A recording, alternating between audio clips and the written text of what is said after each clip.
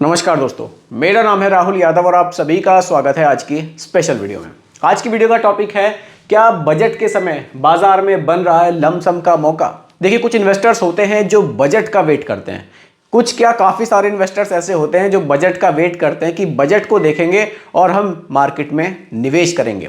कुछ लोगों ने पैसा रोका हुआ है कि देख लेते हैं कि बजट में क्या आता है, उसी के हिसाब से हम लोग निवेश करेंगे।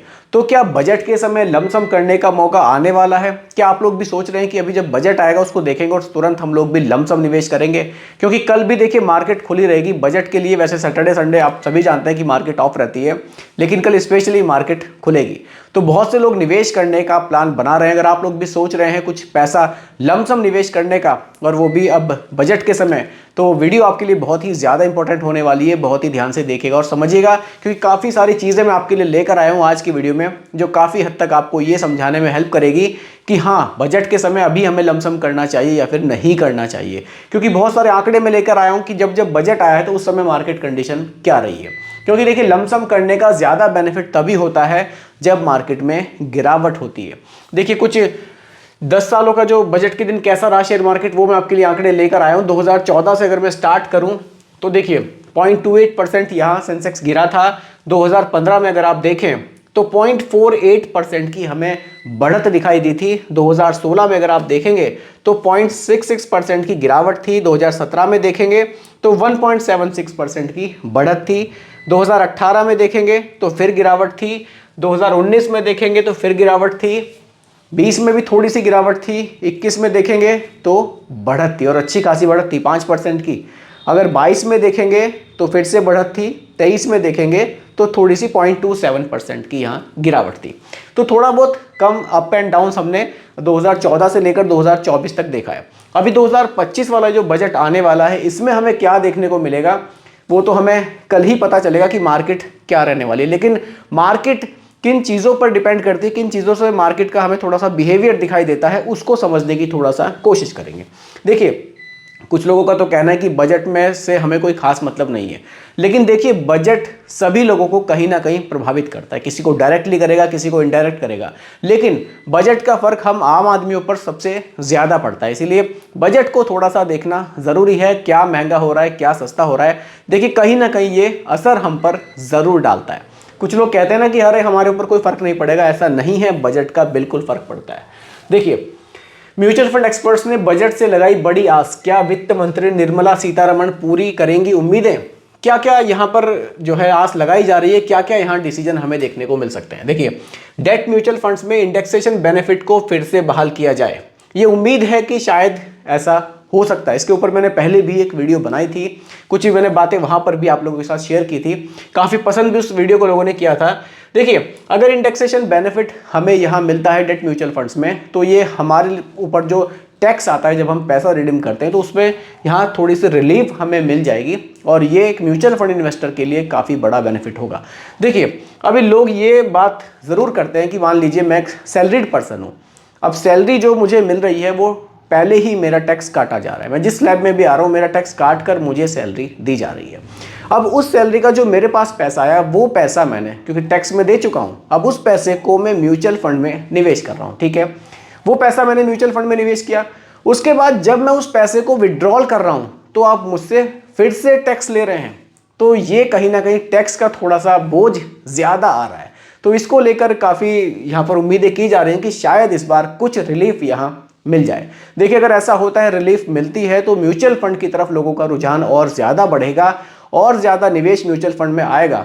और अगर निवेश म्यूचुअल फंड में बढ़ता है तो जो लोगों ने पैसा निवेश किया हुआ है इसमें भी काफ़ी बढ़त देखने को मिलेगी, क्योंकि जब मार्केट में निवेश होगा, मार्केट बढ़ेगी, तो आपका पैसा भी, जो इन्वेस्टेड अमाउंट है, वो भी काफ़ी तेज़ी से बढ़ेगा।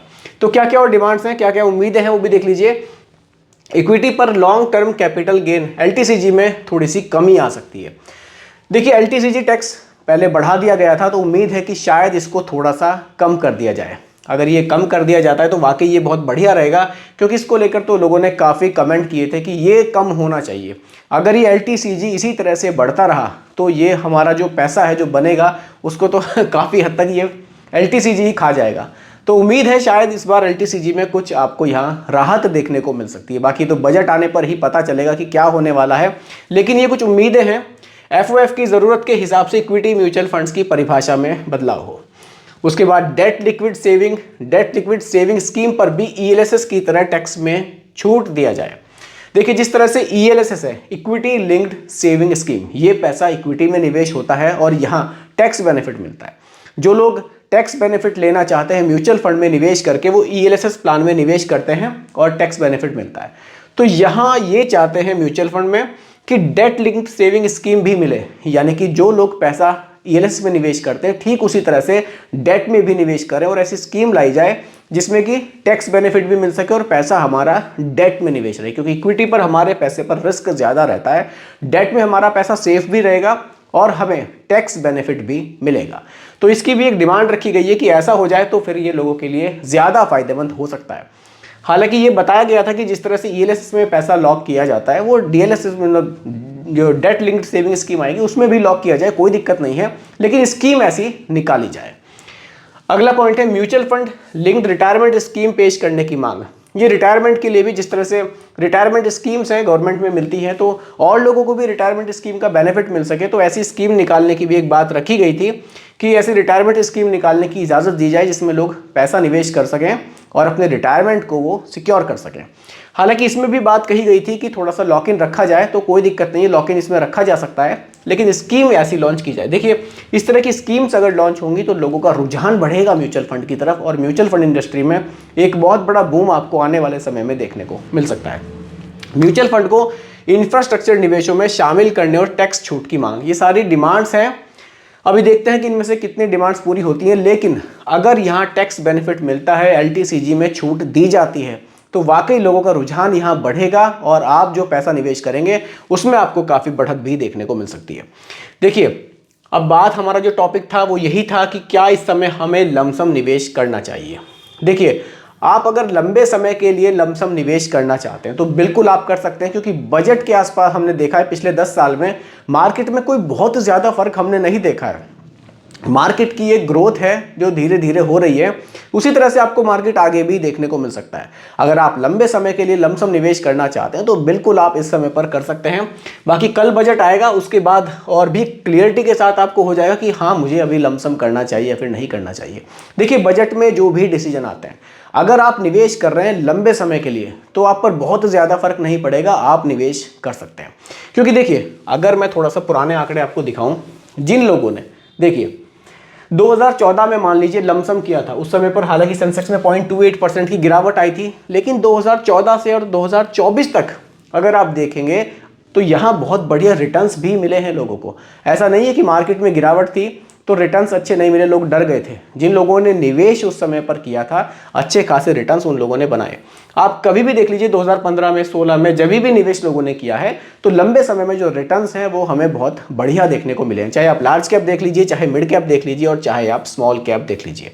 तो लमसम करने के लिए तो बिल्कुल एक सही ऑप्शन यहाँ हो सकता है, आप लमसम निवेश कर सकते हैं अपने रिस्क टॉलरेंस को देखते हुए। तो निवेशकों के लिए सही स्ट्रेटजी यही होगी कि अभी वो थोड़ा सा देखें मार्केट को कि कल क्या होने वाला है, उसके बाद अपने रिस्क टॉलरेंस के हिसाब से डिसीजन लें और निवेश वो स्टार्ट कर सकते हैं। क्योंकि बहुत से लोग ऐसे हैं जिनको एसआईपी में निवेश करना है, वो भी बजट का वेट कर रहे हैं। भैया, एसआईपी में निवेश करने के लिए आपको बजट का वेट करने की कोई ज़रूरत नहीं है, क्योंकि एसआईपी आप हर महीने जमा करेंगे। एक दिन में आप मान लीजिए बजट में कल जो भी होता है उसके हिसाब से आपको बहुत ज़्यादा फर्क नहीं पड़ेगा, क्योंकि आपको हर महीने निवेश करना है। अब देखिए, बजट का फर्क जो मार्केट पर पड़ेगा वो तो थोड़े दिन में जो भी होगा, बढ़ेगी या घटेगी, वो एवरेजिंग हो जाएगी। लेकिन आपकी एसआईपी पर मान लीजिए आपने 2000 या 3000 की एसआईपी करनी है, तो आपको बिल्कुल वेट करने से कोई बेनिफिट नहीं होने वाला है। आप तो क्योंकि लंबे समय के लिए निवेश कर रहे हैं, हर महीने आपको निवेश करना है, तो आप तो बेफिक्र होकर अपनी एसआईपी को शुरू कर दीजिए। तो दोस्तों, यही आज की वीडियो का टॉपिक था कि क्या उम्मीदें की जा रही हैं बजट से और क्या ये हमारे लिए फ़ायदेमंद हो सकता है। बाकी ये सब कल की एक वीडियो स्पेशली मैं आप लोगों के लिए बनाऊंगा कि क्या क्या हम म्यूचुअल फंड इंडस्ट्री को बजट से बेनिफिट हुए हैं। कल की वीडियो आप ज़रूर देखिएगा। बाकी आज की वीडियो आप लोगों को पसंद आई हो, वीडियो को लाइक शेयर ज़रूर कीजिएगा। धन्यवाद।